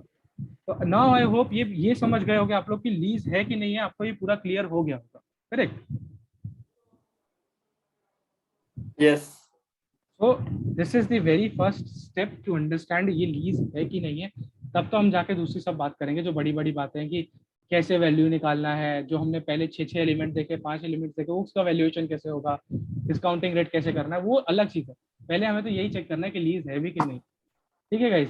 सो नाउ आई होप आप लोग अब ये समझ पाएंगे लीज है कि नहीं है, correct? Now tell me how many of you are like into the position to grasp more. मैं आगे अगर बताता हूँ तो कितने लोग हो जो संभाल पाओगे, या अगर लग रहा है कि ज्यादा हो रहा है, we can stop over here, we can have some other queries और any other points to discuss. अगर लग रहा है कि लीजेस वाला इसके बियॉन्ड जाना थोड़ा डिफिकल्ट हो जाए, वी कैन हैंडल। मेरे को तो लग रहा है यार, मेरे को तो लग रहा है अच्छा चलो ठीक है, बहुत डेप्थ में चले गए।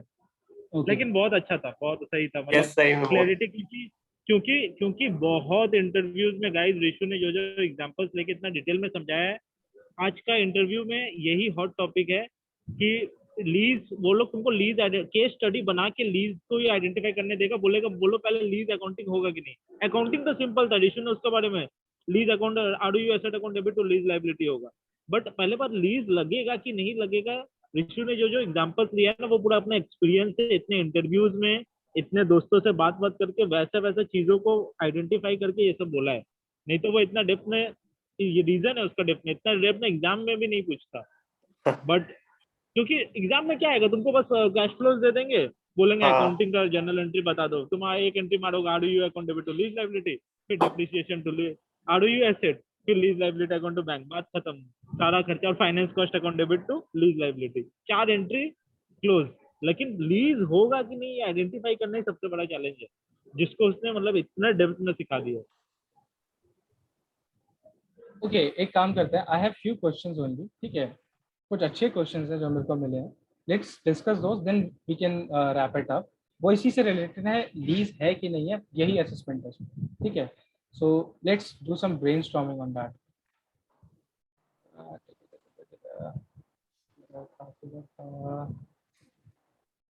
One second guys, so that अपने रिकॉल कर पाए कि हमने जो भी पढ़ा है दैट इज करेक्ट और not. Is it readable? Yes. Okay. I'll keep it up till here. Now let's discuss few examples. ठीक है, these are very good examples. Trust me, अगर ये cover कर लेते हो ना, you are done. तो example 1 है contract between a customer and a freight carrier, जो अपनी बात चल रही थी, provides customer with the use of 10 rail cars of particular type for 5 years. Is it a lease or not? 10 car identifiable asset तो है, particular type हो गया।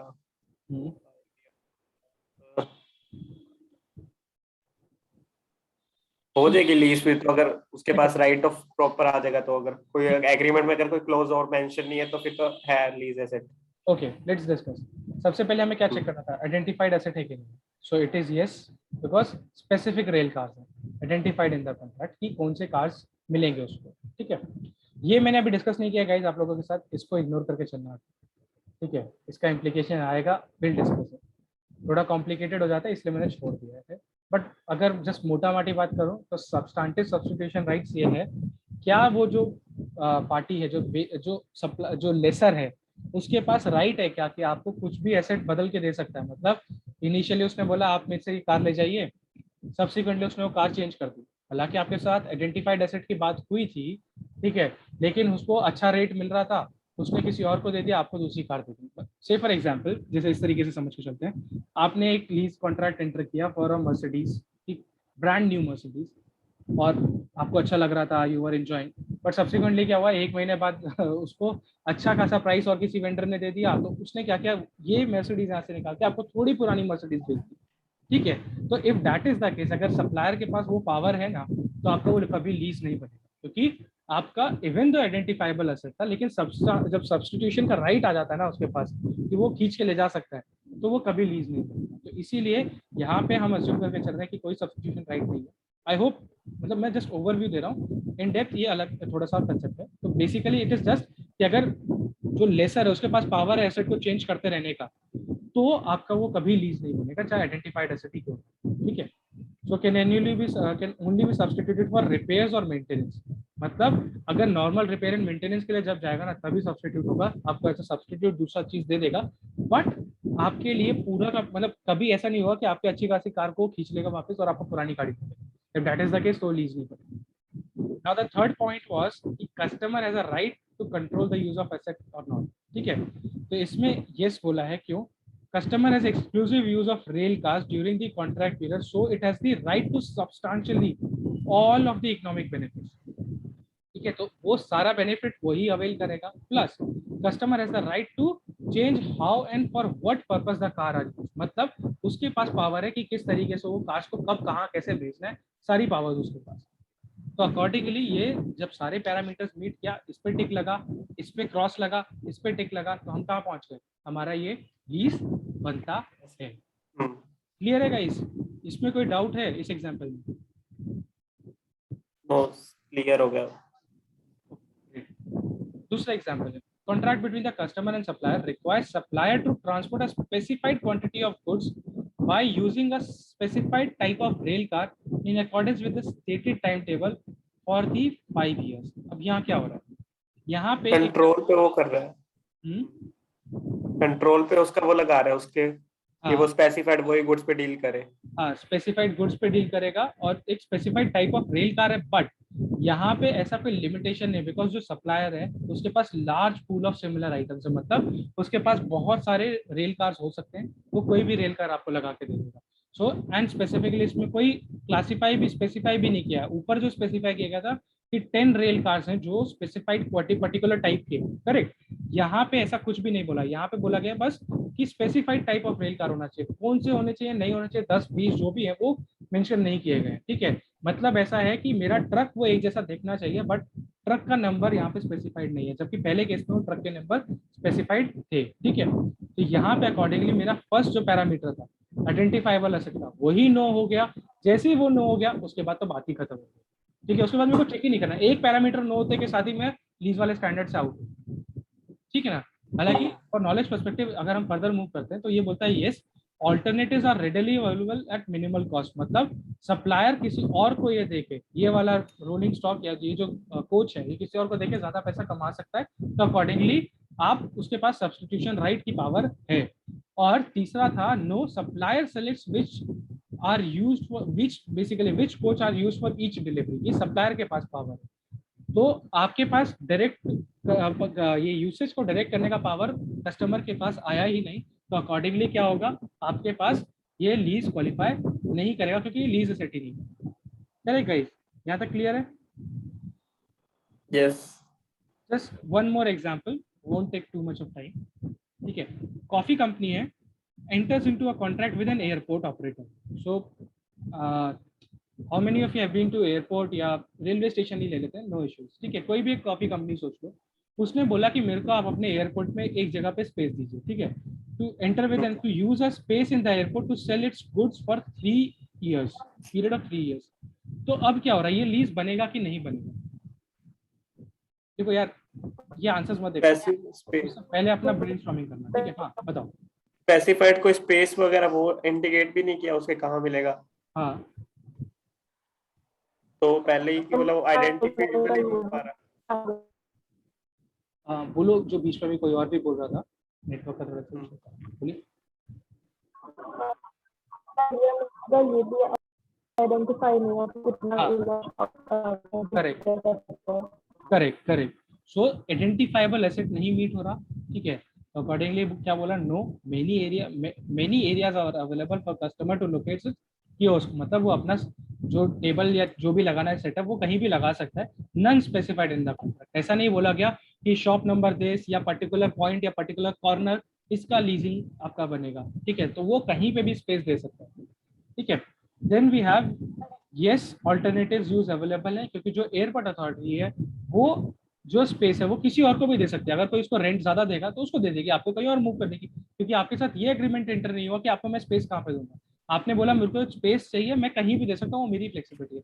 जहां आपका कियोस्क आज की डेट में है, अगर उस कियोस्क के लिए कोई और पार्टी ज्यादा पैसे देने को तैयार है, I give it to him, आप जाके कहीं और बैठ जाइए, क्योंकि आपने तो सिर्फ स्पेस के लिए मेरे साथ एग्रीमेंट किया, करेक्ट।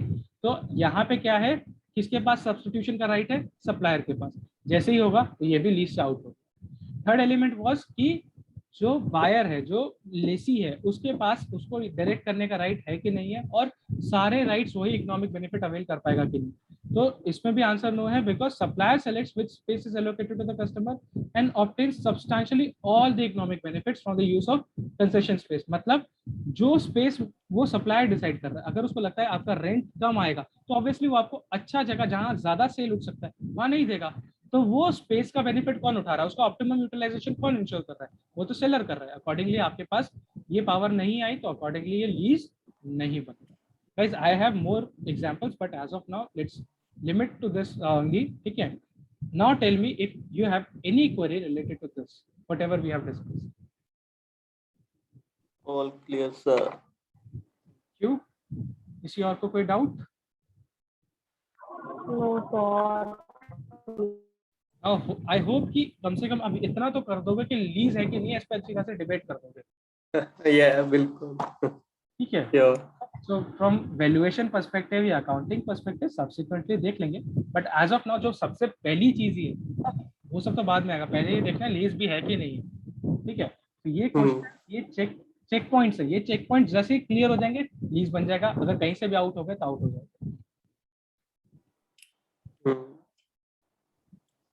ओके तो किसी को कुछ लर्निंग शेयर करना है इस वीक में, अगर किसी का कोई अच्छा लर्निंग हुआ है, because we do have some time.